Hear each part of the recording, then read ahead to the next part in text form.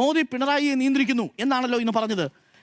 ഇന്ത്യയിലെ കോൺഗ്രസ് സർക്കാർ മോദി സർക്കാരിനെതിരെ പാസ്സാക്കിയ എത്ര പ്രമേയങ്ങൾ നിങ്ങൾക്ക് എടുത്തു കാണിക്കാൻ പറ്റും? ഞാൻ 2019 മുതൽ എണ്ണി നോക്കായിരുന്നു. നിയമസഭയിൽ മോദി സർക്കാർ കൊണ്ടുവന്ന ജനവിരുദ്ധവും ഭരണഘടനാ വിരുദ്ധവും മതേതര വിരുദ്ധവുമായിട്ടുള്ള നയങ്ങൾക്കെതിരെ കൊണ്ടുവന്നത് 7 പ്രമേയങ്ങൾ കേരളത്തിലെ നിയമസഭ പാസ്സാക്കി. മോദി നിയന്ത്രിക്കുന്ന പിണറായി സർക്കാരാണോ മോദി സർക്കാരിനെതിരെ 7 പ്രമേയങ്ങൾ നിയമസഭയിൽ അവതരിപ്പിക്കുന്നത്?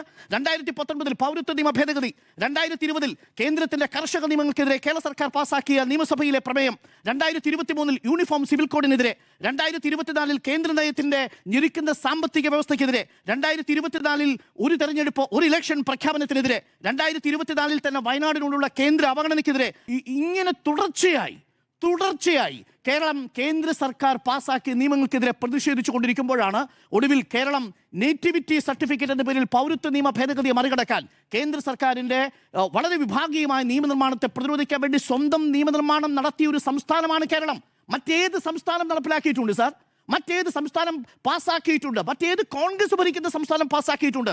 കേന്ദ്ര സർക്കാർ കൊടുത്ത PMC പദ്ധതി വാങ്ങി കൃത്യമായി സ്വന്തം അക്കൗണ്ട് വീർപ്പിച്ച കോൺഗ്രസ് അല്ലേ രാജസ്ഥാൻ ഭരിച്ചത്? അതേ കോൺഗ്രസ് അല്ലേ ഹിമാചൽ പ്രദേശിൽ ഉണ്ടായിരുന്നത്? അതേ കോൺഗ്രസ് അല്ലേ കർണാടകയിൽ ഉണ്ടായിരുന്നത്? എന്നിട്ട് PMCയെ മുന്നിൽ നിർത്തിക്കൊണ്ട് പറയുകയാണ് ഇതാ മുഖ്യമന്ത്രിയെ നിയന്ത്രിക്കുന്നത് മോദിയാണ് എന്ന് പറയുന്ന അവസ്ഥയിലേക്ക് എത്തി.